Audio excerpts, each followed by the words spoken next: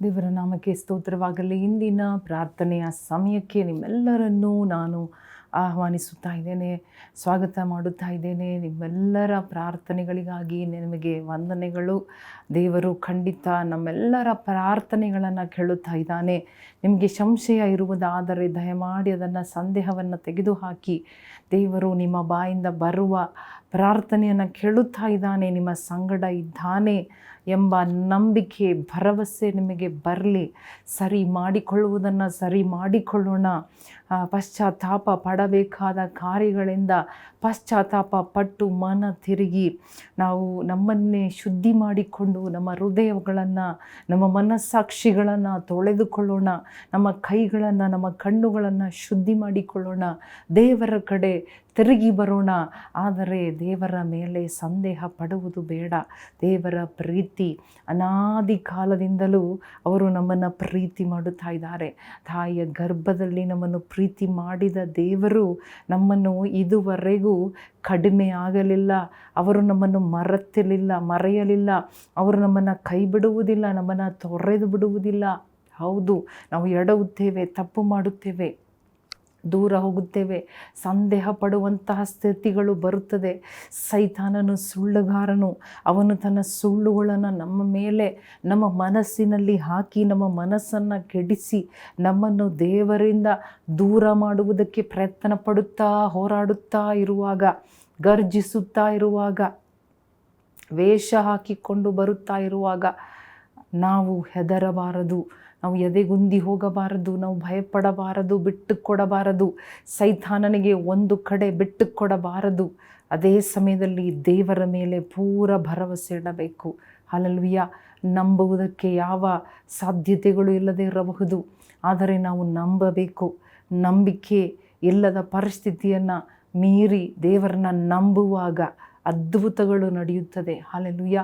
ನಮ್ಮ ಜೀವನ ಬದಲಾಗುತ್ತದೆ. ದೇವರು ನಮ್ಮನ್ನು ಯಾವ ಪರಿಸ್ಥಿತಿಯಲ್ಲಿಯೂ ಕೈ ಬಿಡುವುದಿಲ್ಲ. ನಮ್ಮ ಕೈಯನ್ನು ಹಿಡಿದು ಗಟ್ಟಿಯಾಗಿ ಹಿಡಿದು ನಮ್ಮನ್ನು ನಡೆಸುತ್ತಾರೆ. ನಮ್ಮ ಹೆಜ್ಜೆ ಜಾಡನ್ನು ಅವರು ದೃಢಪಡಿಸುತ್ತಾರೆ. ನಾವು ಜಾರದಂತೆ ನಮ್ಮನ್ನು ಕಾಪಾಡುತ್ತಾರೆ. ಎಲ್ಲಿ ಜಾರುತ್ತೇವೋ, ಎಲ್ಲಿ ಬಿದ್ದು ಬಿಡುತ್ತೇವೋ, ಎಲ್ಲಿ ಮುಳುಗಿ ಬಿಡುತ್ತೇವೋ ಎಂಬುದಾಗಿ ಭಯಪಡುತ್ತಾ ಇದ್ದೀರಾ? ಭಯಪಡಬೇಡ್ರಿ. ಹಲ್ಲೆಲೂಯಾ.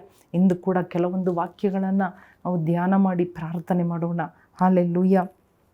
2 ಕೊರಿಂಥದವರಿಗೆ ಬರೆದ ಪತ್ರಿಕೆ 6ನೇ ಅಧ್ಯಾಯ 17-18 ವಾಕ್ಯ. 2 Corinthians chapter 6 verse 18 and 19. ಅನ್ಯ ಜನರ ಮಧ್ಯದಲ್ಲಿಂದ ಹೊರಟು ಬಂದು ಪ್ರತ್ಯೇಕವಾಗಿರ್ರಿ, ಅಶುದ್ಧವಾದ ಯಾವುದನ್ನು ಮುಟ್ಟದಿರ್ರಿ ಎಂದು ಕರ್ತನು ಹೇಳುತ್ತಾನೆ. ನಾನು ನಿಮ್ಮನ್ನು ಸೇರಿಸಿಕೊಂಡು ನಿಮಗೆ ತಂದೆಯಾಗಿರುವೆನು, ನೀವು ನನಗೆ ಕುಮಾರ ಕುಮಾರಿಯರು ಆಗಿರುವಿರೆಂದು ಸರ್ವಶಕ್ತನಾದ ಕರ್ತನು ಹೇಳುತ್ತಾನೆ. ಹಲ್ಲೆಲೂಯಾ. ದೇವರು ನಮಗೆ ತಂದೆಯಾಗಿ ಇರಬೇಕು. ನಾವು ಆತನ ಮಕ್ಕಳು, ಕುಮಾರರು ಕುಮಾರಿಯರು ಆಗಿರುತ್ತೇವೆ. ಆದರೆ ನಮ್ಮ ದೇವರು ನಮ್ಮನ್ನು ತಳ್ಳದೆ, ಅಥವಾ ನಾವು ದೇವರ ಮಕ್ಕಳಾಗಿ ಇರುವ ಆ ಒಂದು ಆಶೀರ್ವಾದವನ್ನು ಎಂದಿಗೂ ಕಳಕೊಳ್ಳಬಾರದು. ಕಳಕೊಳ್ಳುವ ಸಾಧ್ಯತೆಗಳು ಇದೆಯಾ? ಇದೆ. ದೇವರ ಕೃಪೆಯನ್ನು ಕಳೆದುಕೊಳ್ಳಲು ಸಾಧ್ಯತೆಗಳು ಇದೆಯಾ? ಇದೆ. ದೇವರ ಕೃಪೆಯಿಂದ ಜಾರಿ ತಪ್ಪಿ ಹಿಂಜಾರಿ ಹೋಗಿ ಲೋಕದಲ್ಲಿ ಮಾಯೆಯಲ್ಲಿ ಸಿಲುಕಿ ನಾಶವಾಗುವುದಕ್ಕೆ ಸಾಧ್ಯತೆಗಳು ಇದೆ. ಆದ ಕಾರಣ ದೇವರು ಹೇಳುತ್ತಾ ಇದ್ದಾರೆ, ದೇವರು ಪದೇ ಪದೇ ಎಲ್ಲರಿಗೂ ಹೇಳಿದ ಅದೇ ಕಾರ್ಯ, ಅದೇ ಆಲೋಚನೆ. ಇವತ್ತು 2 ಮಾತುಗಳು ದೇವರು ಹೇಳುತ್ತಾ ಇದ್ದಾರೆ. ನೀವು ಅನ್ಯ ಜನರ ಮಧ್ಯದಿಂದ ಹೊರಟು ಬಂದು ಪ್ರತ್ಯೇಕವಾಗಿರ್ರಿ. ಹಲ್ಲೆಲೂಯಾ. ಅನ್ಯ ಜನರು ಯಾರು? ದೇವರನ್ನು, ಹಲ್ಲೆಲೂಯಾ, ದೇವರನ್ನು ನಂಬದೆ, ದೇವರಿಗೆ ವಿಧೇಯರಾಗದೆ ಇರುವವರು. ಆ ಒಂದು ಅನ್ಯ ಕಾರ್ಯಗಳು, ಅನ್ಯ ಜನರ ಮಧ್ಯದಿಂದ, ಅನ್ಯ ಕಾರ್ಯಗಳು ಅಂದರೆ ದೇವರಲ್ಲದ ಕಾರ್ಯಗಳು, ದೇವರನ್ನು ಬಿಟ್ಟು ಬೇರೆ ಯಾವುದೇ ವಿಷಯಗಳು ಅಂದಮೇಲೆ ನಾವು ತಿಳ್ಕೊಬಾರ್ದು. ನಮ್ಮ ಫ್ಯಾಮಿಲಿ, ನಮ್ಮ ಕುಟುಂಬದವರೆಲ್ಲರ ಅನ್ಯದವರು ಅಂತ ನಾವು ತಿಳ್ಕೊಬಾರ್ದು.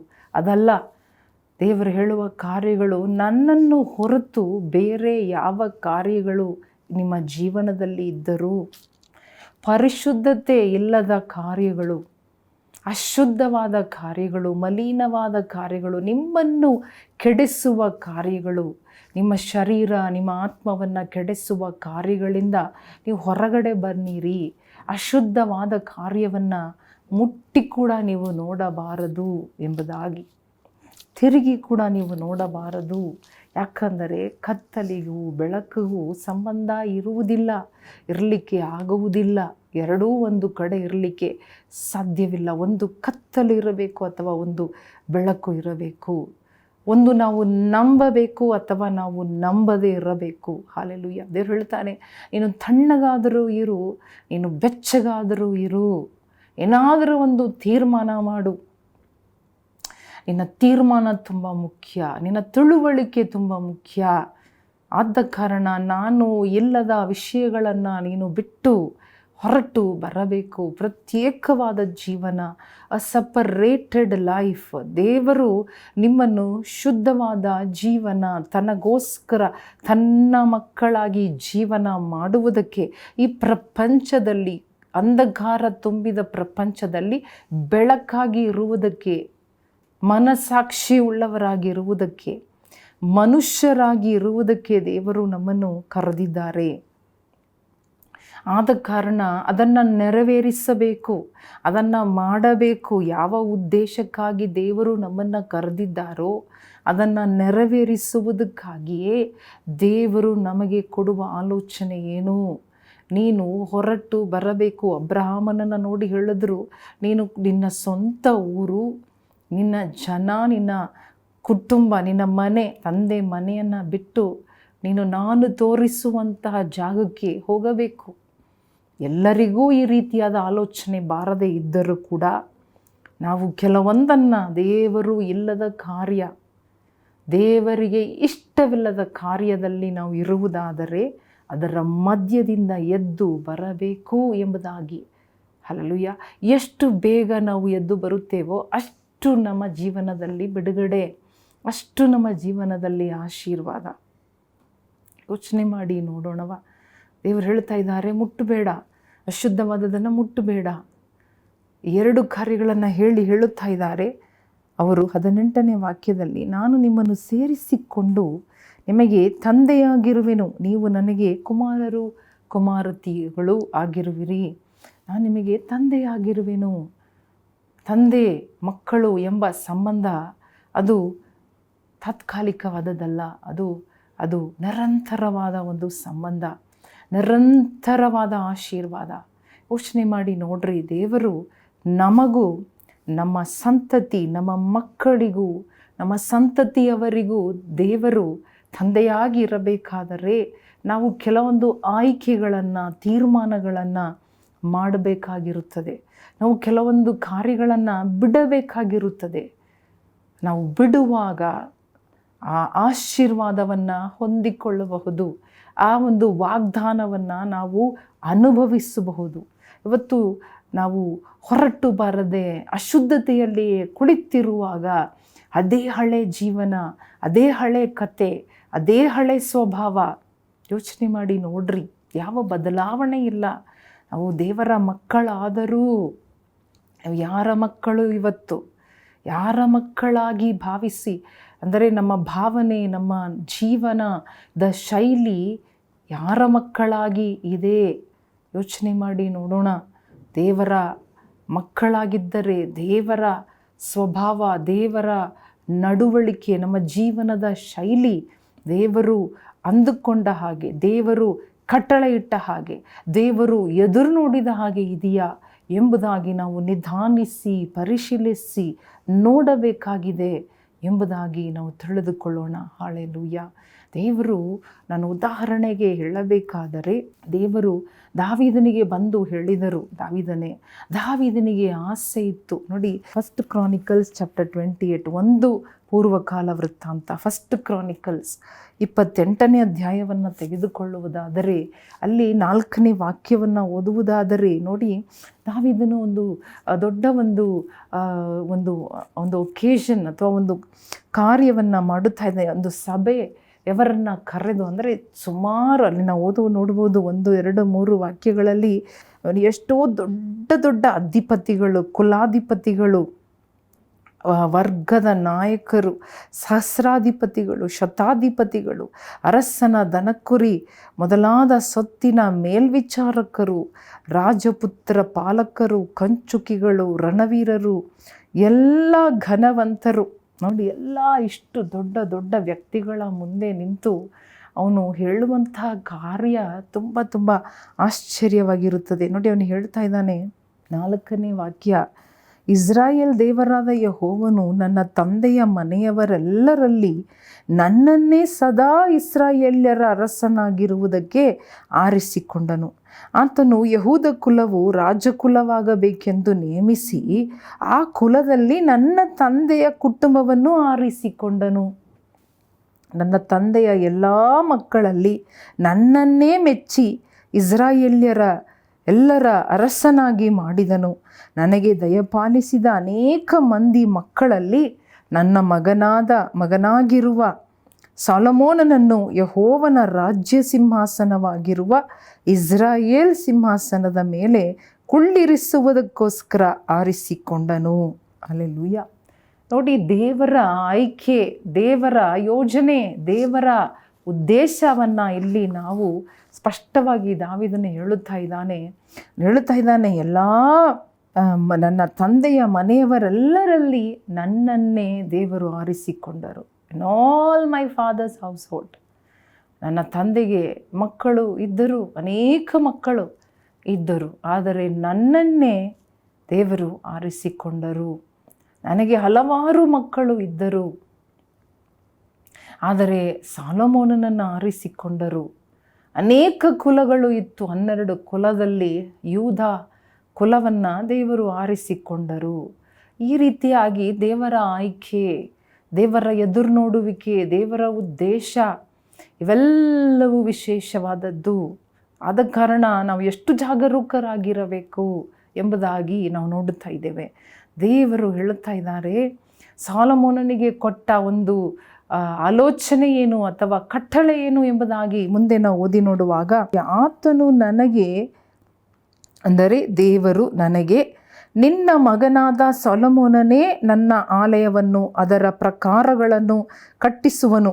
ಅವನು ನನಗೆ ಮಗನಾಗಿರಬೇಕೆಂದು ಅವನನ್ನು ಆರಿಸಿಕೊಂಡಿದ್ದೇನೆ. ನಾನು ಅವನಿಗೆ ತಂದೆಯಾಗಿರುವೆನು. ಅವನು ಈಗಿನಂತೆ ಯಾವಾಗಲೂ ನನ್ನ ಆಜ್ಞಾವಿಧಿಗಳನ್ನು ಕೈಕೊಂಡು ನಡೆಯುವುದಾದರೆ ಅವನ ರಾಜ್ಯವನ್ನು ಸದಾಕಾಲ ಸ್ಥಿರಪಡಿಸುವೆನೆಂದು ಹೇಳಿದ್ದಾನೆ. ನಿನ್ನ ದೇವರಾದ ಯೆಹೋವನ ಎಲ್ಲ ಆಜ್ಞೆಗಳನ್ನು ಧ್ಯಾನಿಸಿ ಕೈಕೊಳ್ಳಬೇಕೆಂದು ಯೆಹೋವನ ಮಂಡಳಿಯಾದ ಸಮಸ್ತ ಇಸ್ರಾಯೇಲ್ಯರ ಎದುರಿನಲ್ಲಿ ನಮ್ಮ ದೇವರಿಗೆ ಕೇಳಿಸುವಂತೆ ನಿಮ್ಮನ್ನು ಎಚ್ಚರಿಸುತ್ತೇನೆ. ಹಾಗೆ ಮಾಡಿದರೆ ಈ ಒಳ್ಳೆ ದೇಶವು ಸದಾಕಾಲ ನಿಮ್ಮ ಮತ್ತು ನಿಮ್ಮ ಸಂತಾನದವರ ಸ್ವಾಸ್ಥ್ಯವಾಗಿರುವುದು. ನನ್ನ ಮಗನಾದ ಸೊಲೊಮೋನನೇ, ನೀನಂತೂ ನಿನ್ನ ತಂದೆಯ ದೇವರನ್ನು ಅರಿತುಕೊಂಡು ಸಂಪೂರ್ಣ ಹೃದಯದಿಂದಲೂ ಮನಸ್ಸಂತೋಷದಿಂದಲೂ ಆತನನ್ನೇ ಸೇವಿಸು. ಯೆಹೋವನು ಎಲ್ಲ ಹೃದಯಗಳನ್ನು ವಿಚಾರಿಸುವವನು, ಎಲ್ಲ ಮನಸ್ಸಂಕಲ್ಪಗಳನ್ನು ಬಲ್ಲವನೂ ಆಗಿರುತ್ತಾನಲ್ಲ. ಯಾವ ರೀತಿ ದಾವೀದನು ಎಲ್ಲರಿಗೂ ಕೊಡುವ ಎಚ್ಚರಿಕೆ ಮಾತು, ತನ್ನ ಕುಟುಂಬ, ತನ್ನ ವಂಶವನ್ನು, ಮನೆತನವನ್ನು ಉದಾಹರಣೆಯಾಗಿಟ್ಟು ಯಾವ ರೀತಿ ದೇವರು ಆರಿಸುತ್ತಾರೆ, ಯಾವ ರೀತಿ ಅವರು ತನ್ನ ಮಕ್ಕಳಿಗೆ ತಂದೆಯಾಗಿ ಇದ್ದುಕೊಂಡು ಅವರು ಕೂಡ ತನಗೆ ಮಕ್ಕಳಾಗಿ ಇರಬೇಕಾದರೆ ನಾವು ಏನೆಲ್ಲ ಮಾಡಬೇಕು?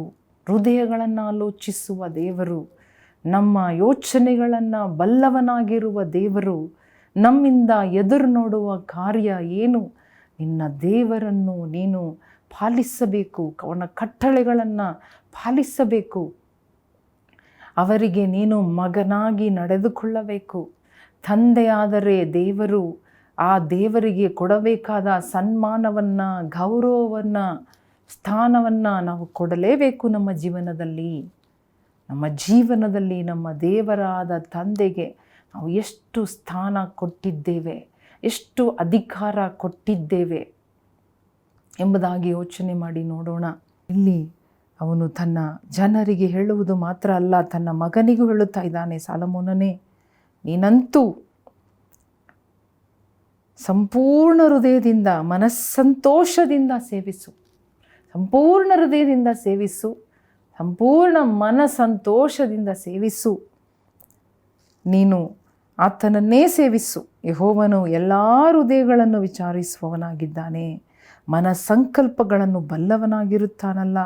ನೀನು ಆತನನ್ನು ಹುಡುಕುವುದಾದರೆ ಆತನು ನಿನಗೆ ಸಿಕ್ಕುವನು, ಆತನನ್ನು ಬಿಟ್ಟರೆ ನಿನ್ನನ್ನು ಶಾಶ್ವತವಾಗಿ ತಳ್ಳಿಬಿಡುವನು. ಆದ್ದರಿಂದ ನೋಡಿಕೋ, ಯೆಹೋವನು ತನಗೋಸ್ಕರ ಪವಿತ್ರ ಆಲಯವನ್ನು ಕಟ್ಟಬೇಕೆಂದು ನಿನ್ನನ್ನು ಆರಿಸಿಕೊಂಡಿದ್ದಾನಷ್ಟೇ. ಧೈರ್ಯದಿಂದ ಕೆಲಸಕ್ಕೆ ಕೈಹಚ್ಚು ಎಂಬುದೇ. ದಾವೀದನು ತನ್ನ ಮಗನನ್ನು ಎಚ್ಚರಿಸಿ ಹೇಳುತ್ತಾ ಇದ್ದಾನೆ, ಇನ್ನು ಪೂರ್ಣ ಮನಸ್ಸಿನಿಂದ ಈ ಕೆಲಸವನ್ನು ಮಾಡಬೇಕು. ಯಾಕಂದರೆ ದೇವರ ಆಲಯವನ್ನು ಕಟ್ಟುವ ಕೆಲಸಕ್ಕೆ ದೇವರು ನಿನ್ನನ್ನು ಆರಿಸಿಕೊಂಡಿದ್ದಾರೆ. ನೀನು ಈ ರೀತಿಯಾಗಿ ನಡೆದುಕೋ, ಧೈರ್ಯವಾಗಿ ಕಾರ್ಯಗಳಿಗೆ ಕೈ ಹಚ್ಚು ಎಂಬುದಾಗಿ ಒಪ್ಪಿಸಿಕೊಡುವುದನ್ನು ನಾವು ನೋಡುತ್ತಾ ಇದ್ದೇವೆ. ಇವತ್ತು ನಮ್ಮನ್ನು ನಿಮ್ಮನ್ನು ನೋಡಿ ದೇವರು ಹೇಳುವ ಕಾರ್ಯಗಳು ಕೂಡ ಇದುವೇ ಆಗಿದೆ. ದೇವರು ನಮ್ಮನ್ನು ಆದುಕೊಂಡಿದ್ದಾರೆ. ದೇವರು ದಾವೀದನನ್ನು ಹೇಳಿದರು, ನೀನಲ್ಲ ಕಟ್ಟುವುದು, ನಿನ್ನ ಮಗನಾದ ಸಾಲಮೋನ್ ನನ್ನ ಆಲಯವನ್ನು ಕಟ್ಟುವನು. ಜನರಿಗೆಲ್ಲ ಅದು ಪ್ರಾರ್ಥನಾ ಮಂದಿರವಾಗಿರುವುದು. ಅಲ್ಲಿ ನಡೆಯುವ ಪ್ರಾರ್ಥನೆಗಳಿಗೆ ನನ್ನ ಕಿವಿಗಳು, ನನ್ನ ಕಣ್ಣುಗಳು ತೆರೆಯಲ್ಪಟ್ಟಿರುತ್ತದೆ. ಇದೆಲ್ಲ ಒಂದು ದೀರ್ಘಕಾಲ ಉದ್ದೇಶ, ದೇವರ ದೊಡ್ಡ ಒಂದು ಪ್ಲ್ಯಾನ್, ದೊಡ್ಡ ಒಂದು ಪ್ರಾಜೆಕ್ಟ್. ಅದಕ್ಕೆ ದೇವರು ಸಾಲೊಮೋನನನ್ನು ಮಗನಾಗಿ ಆರಿಸಿಕೊಂಡಿದ್ದರು. ಹಾಲೆಲೂಯ. ಇವತ್ತು ನಿನ್ನನ್ನು ನನ್ನನ್ನು ಕೂಡ ತನ್ನ ಮಗಳಾಗಿ ತನ್ನ ಮಗನಾಗಿ ಆರಿಸಿಕೊಂಡದಕ್ಕೆ ಎಲ್ಲರನ್ನೂ ಮೀರಿ ದಾಟಿ, ಹಾಲೆಲೂಯ, ಪರಿಸ್ಥಿತಿಗಳನ್ನು ದಾಟಿ, ನಮ್ಮ ಕಷ್ಟಗಳನ್ನು ಮೀರಿ, ನಮ್ಮ ಬಲಹೀನತೆಗಳನ್ನು ದಾಟಿ, ಎಲ್ಲವನ್ನ ಅವರು ಪರಿಶೀಲನೆ ಮಾಡಿ ನಮ್ಮನ್ನು ಆರಿಸಿಕೊಂಡದ್ದಕ್ಕೆ ಒಂದು ಉದ್ದೇಶ ಇರಲಿ. ಅದು ಕಾಣಿಸಲ್ಪಡಬೇಕು. ದೇವರ ಕಟ್ಟಡದ ಕೆಲಸ ಅದು ಮುಗಿಬೇಕು, ಅದು ನೆರವೇರಬೇಕು, ಅದು ಕಾಲಕ್ಕೂ ಯುಗಕ್ಕೂ ಅದು ಒಂದು ಆಶೀರ್ವಾದವಾಗಿರಬೇಕು ಎಂಬುದಾಗಿಯೇ ದೇವರು ನಮ್ಮನ್ನು ಆರಿಸಿಕೊಂಡಿದ್ದಾರೆ. ಹಾಲೆಲೂಯ. ಆದ ಕಾರಣ ದೇವರು ನೋಡಿ, ಆ ಎರಡು ಕೊರಿಂಥದವರು 6ನೇ ಅಧ್ಯಾಯಕ್ಕೆ ನಾವು ಬರುವಾಗ, ಇಲ್ಲಿ ದಾವೀದನು ದೇವರಿಗೆ ಆಲಯ ಕಟ್ಟಬೇಕೆಂಬುದಾಗಿ ಅವನ ಮನಸ್ಸಿನಲ್ಲಿ ಆಸೆ.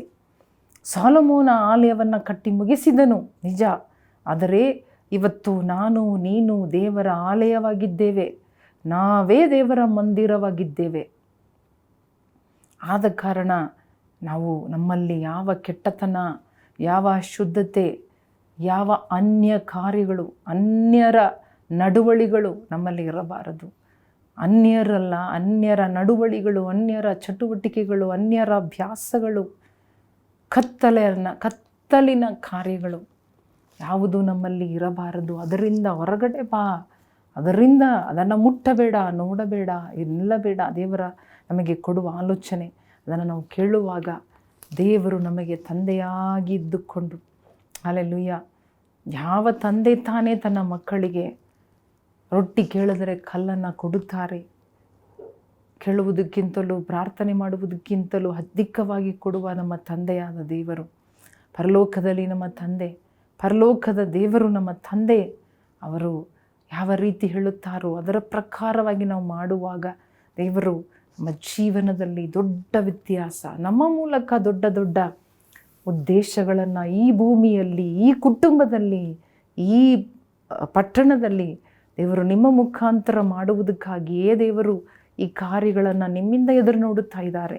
ದೇವರು ಎದುರು ನೋಡುವುದು ಕಠಿಣವಾದದ್ದು ಅಲ್ಲ, ದೇವರ ನೊಗ ಲೇಸಾದದ್ದು. ದೇವರಿಗೆ ಒಪ್ಪಿಸಿಕೊಡುವಾಗ ನಮ್ಮ ಜೀವನ ಪ್ರತ್ಯೇಕವಾಗೋಣ, ಲೋಕದಿಂದ ಹೊರಗಡೆ ಬರೋಣ, ಪಾಪದಿಂದ ಹೊರಗಡೆ ಬಂದು ಪ್ರತ್ಯೇಕವಾದ ವಿಶೇಷವಾದ ಜೀವನ ಮಾಡೋಣ, ದೇವರ ಮಕ್ಕಳಾಗಿ ಬದುಕೋಣ, ತೋರಿಸೋಣ ನಮ್ಮ ಜೀವನದಿಂದ ದೇವರ ಮಕ್ಕಳು ನಾವು, ಬೆಳಕಿನ ಮಕ್ಕಳು ನಾವು ಎಂಬುದಾಗಿ ತೋರಿಸೋಣ.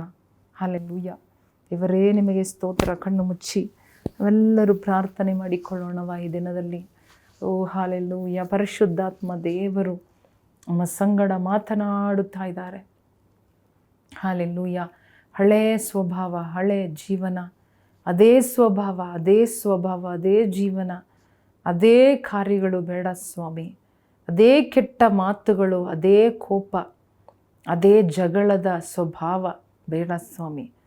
ಯೇಸುವೇ, ಅನ್ಯರ ಹಾಗೆ ಅನ್ಯರು ಚಿಂತೆ ಮಾಡಿ ಗಲಿಬಿಲಿ ಮಾಡುತ್ತಾರೆ, ಅನ್ಯರು ಮನುಷ್ಯರು ಕಾಣುವಂತೆ ಮಾಡುತ್ತಾರೆ. ಆದರೆ ದೇವರ ಮಕ್ಕಳು ಏಸಪ್ಪ ನಿನ್ನನ್ನೇ ನಂಬಿರುತ್ತಾರೆ.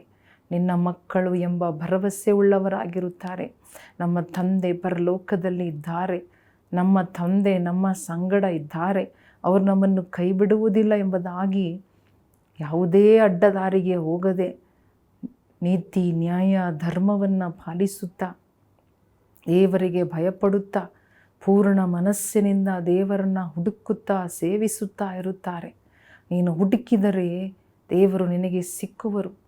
ನೀನು ದೇವರನ್ನು ತಳ್ಳಿಬಿಟ್ಟರೆ ಅವರು ನಿನ್ನನ್ನು ನಿರಂತರವಾಗಿ ತಳ್ಳಿಬಿಡುವರು ಎಂಬುದಾಗಿ ಸೊಲೊಮೋನನಿಗೆ ಎಚ್ಚರಿಕೆಯ ಮಾತು ಬಂದ ಮೇಲೆ ಕೂಡ ಅಷ್ಟು ಜ್ಞಾನಿಯಾಗಿ ಇದ್ದ ಸೊಲೊಮೋನನು ದೇವರ ಆಲಯವನ್ನು ಕಟ್ಟಿದ ಆ ಒಂದು ಕೀರ್ತಿ ಹೊಂದಿದ ಸೊಲೊಮೋನನು ಕೊನೆಯಲ್ಲಿ ಎಡವಿ ಹೋಗಬೇಕಾಗಿತ್ತು.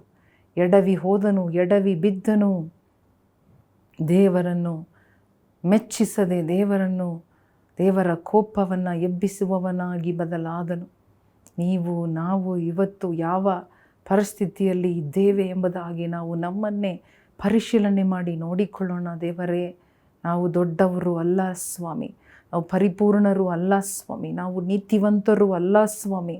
ಆದರೆ ನಮ್ಮನ್ನೇ ನಾವು ನಿಧಾನಿಸುವುದಾದರೆ, ನಮ್ಮನ್ನೇ ನಾವು ಪರಿಶೀಲಿಸುವುದಾದರೆ ನ್ಯಾಯ ದಂಡನೆಗೆ ಗುರಿಯಾಗದೇ ಇರಬಹುದು ಸ್ವಾಮಿ.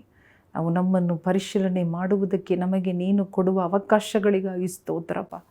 ಕಷ್ಟದ ಹಾದಿಯಲ್ಲಿ ಇದ್ದರೂ ಕೂಡ ನಾವು ನಮ್ಮನ್ನೇ ಪರಿಶೀಲನೆ ಮಾಡಿಕೊಂಡು ನಮ್ಮ ತಪ್ಪು ದೋಷಗಳನ್ನು ಹುಡುಕಿ ಅದನ್ನು ತೆಗೆದು ಹಾಕಿ ಅದರಿಂದ ಹೊರಗಡೆ ಬಂದು ನಮಗೆ ಬುದ್ಧಿ ಬರುವಂತೆ ನೀನು ಮಾಡುವುದಕ್ಕಾಗಿ ಸ್ತೋತ್ರಪ್ಪ. ಯೇಸುವೇ, ಯಾವ ಅಶುದ್ಧ ಕಾರ್ಯವನ್ನು ನಾವು ಮುಟ್ಟಬಾರದು, ತಿರುಗಿ ಕೂಡ ನೋಡಬಾರದು ಸ್ವಾಮಿ. ತಿರುಗಿ ನೋಡಿದರೆ ನಾಶನ, ತಿರುಗಿ ನೋಡಿದರೆ ಅದೇ ಕೊನೆ ಸ್ವಾಮಿ. ಆದರೆ ಯೇಸಪ್ಪ, ನಿಮ್ಮನ್ನೇ ನೋಡುತ್ತಾ, ಗುರಿಯನ್ನು ನೋಡುತ್ತಾ ಮುಂದಕ್ಕೆ ಓಡುವವರಾಗಿ ನಮ್ಮನ್ನು ಬದಲಿ ಮಾಡು ಸ್ವಾಮಿ. ಅಯ್ಯ, ಲಕ್ಷ್ಯವಿಟ್ಟು ಓಡುವುದಕ್ಕೆ ನಿನ್ನ ಮೇಲೆ ಕಣ್ಣಿಟ್ಟು ಓಡಬೇಕು ಸ್ವಾಮಿ. ಲೋಕದ ಮೇಲೆ ಅಲ್ಲ, ವಸ್ತುಗಳ ಮೇಲೆ ಅಲ್ಲ, ನಮ್ಮ ಮೇಲೆ ಅಲ್ಲ ಸ್ವಾಮಿ, ಪರಿಸ್ಥಿತಿಗಳ ಮೇಲೆ ಅಲ್ಲ, ಅಲೆಗಳು ತೆರೆಗಳ ಮೇಲೆ ಅಲ್ಲ, ಬಿರುಗಾಳಿ ಸಮುದ್ರದ ಮೇಲೆ ಅಲ್ಲ, ನಿನ್ನ ಮೇಲೆ ಕಣ್ಣಿಟ್ಟು ಓಡುವುದಕ್ಕೆ ನಮಗೆ ಬಲ ಕೊಡು ಸ್ವಾಮಿ, ಬಲ ಕೊಡು ಸ್ವಾಮಿ. ಪ್ರತಿಯೊಬ್ಬೊಬ್ಬರಿಗೂ ನನ್ನ ವಾಕ್ಯವನ್ನು ಕೇಳುತ್ತಾ ಇರುವ ಅಪ್ಪ, ಪ್ರಾರ್ಥನೆ ಮಾಡುತ್ತಾ ಇರುವ ಪ್ರತಿಯೊಬ್ಬೊಬ್ಬರಿಗೂ ಆ ಬಲದಿಂದ ತುಂಬಿಸು, ಆ ಕೃಪೆಯಿಂದ ತುಂಬಿಸು ರಾಜ. ಧೈರ್ಯದಿಂದ ತುಂಬಿಸು ರಾಜ.